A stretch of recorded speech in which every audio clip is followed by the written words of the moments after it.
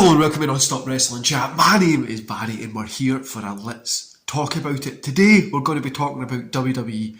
The recent releases that happened yesterday, when I came in from work, I seen it this morning, so yesterday, today, whatever it is. Let's talk about those guys and let's talk about what I'm thinking WWE is kind of going to be doing in the future. Why they're doing these, what they're looking at doing, and where I see this going. My beard's all over the place today because I've just come in from the gym and I need to go back after this, but let's get into it, guys. So, WWE's released, but by the way, before we do, don't forget to hit like, subscribe and that beautiful notification bell. Go in the comments below and let me know what you think about the recent releases and where do you think WWE is going to go as a company. And also, just on that note as well, from yesterday,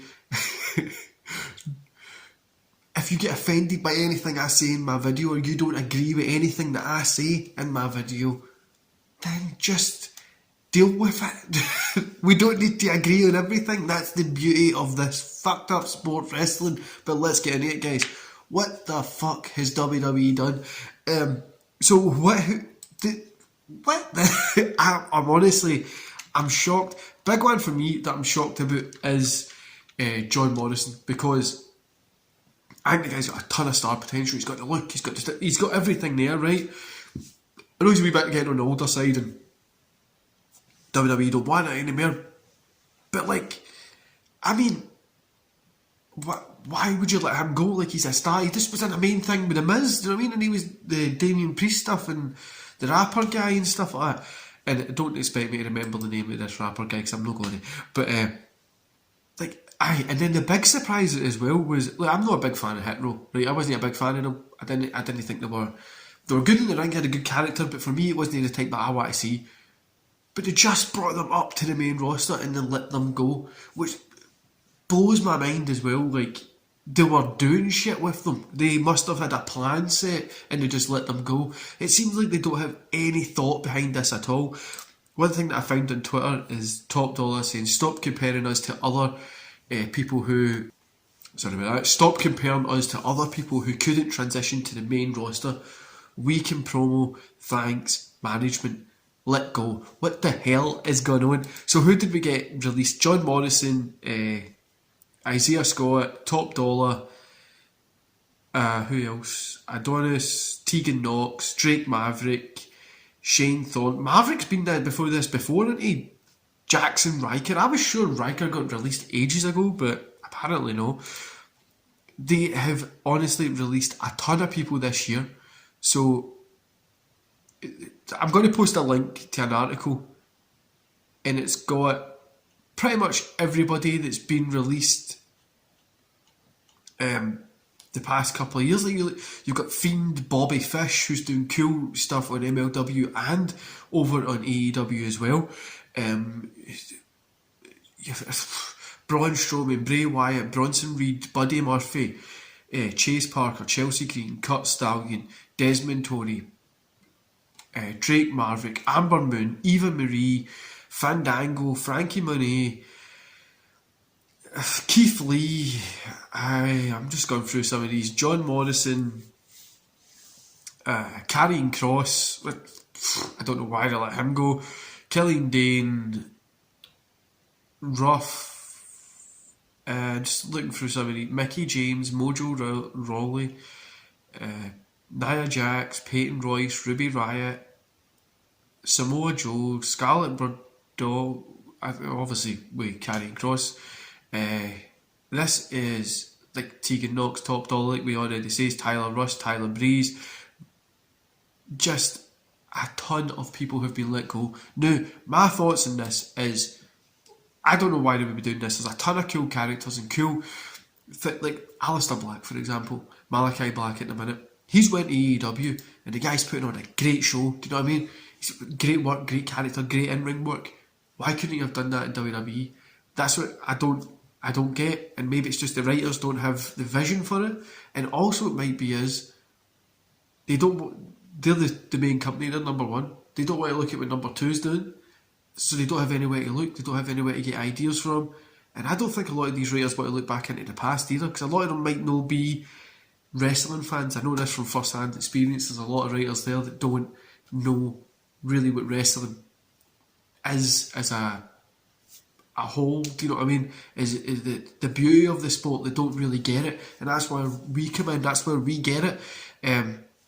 My thoughts on this, guys. So WWE's getting ready to sell. There is no other option than WWE's getting ready to sell. For me, at the minute, that's what I would be saying. If it was me in WWE's position, right, in Nick Khan's position, and I was getting ready, record profits, remember this year, 256 million in a fucking 4-month period. That's insane. But they're getting ready to sell. There is no other option in this planet. Well, there is another option I'll tell you in a minute. But for me, it would be me getting ready to sell.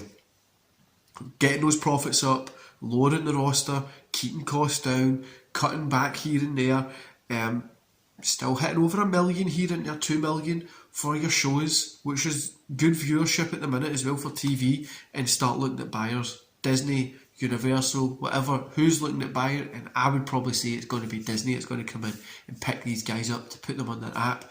And are we going to say this is going to be fun and going to be interesting? No, it's not. But this is what the future of wrestling is probably going to be. The future of sports entertainment, sorry, not wrestling, professional wrestling, probably went away a little bit ago. It was still the indie stuff. The WWE stuff kind of didn't do much.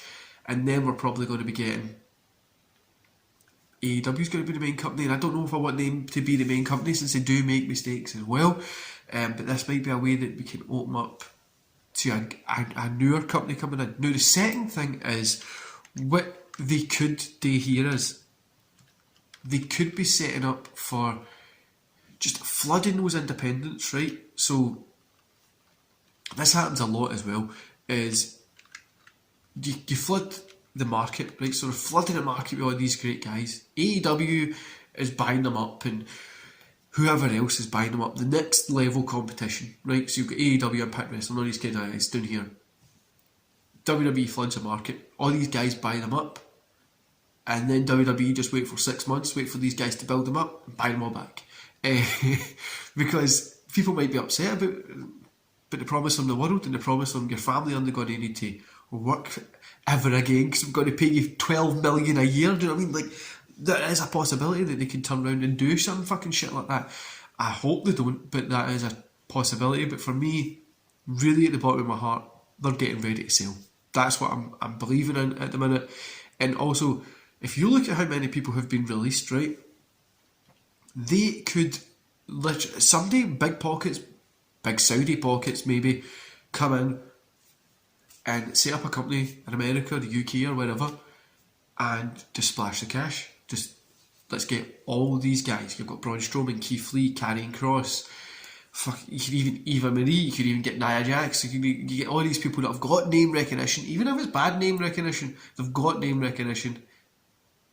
There's a place out there for a new company to come in and steal all these. And is this Impact Wrestling going to be doing it? Is Impact going to be getting some more investors? Are they going to be getting that kind of stuff there? Or are we going to see a new company? Who knows what's going to be happening, guys? But these releases were a shock. For me, I think it's like Hurt Roll. I wasn't really into them, right? There's no somebody I would sit down and watch. No, I get they've got talent, they're good in the ring. NXT stuff was pretty good as well. But it's something I'm going to sit down and watch. But they just came up to the main roster and they got let go. There seems to be no consistency. And how the hell are they developing this WWE 2K22 game? Oh, we've had to let 8 other people go. Can you just remove them for the roster? We have like fucking all these random people coming in. Aye. And it's the way the company's going to go. For me, I honestly think they're looking at selling. I think Vince is looking at getting out. He's realised it. He's fucking fucked it, so he's just ready to go. They're making record profits, guys. Like I always tell you, I go to WWE Network and I watch the older stuff. Right now I'm watching Survivor Series 2011. You're not the best one, but I think this is probably one of the most modern ones that I've watched that haven't been like watching it for a review.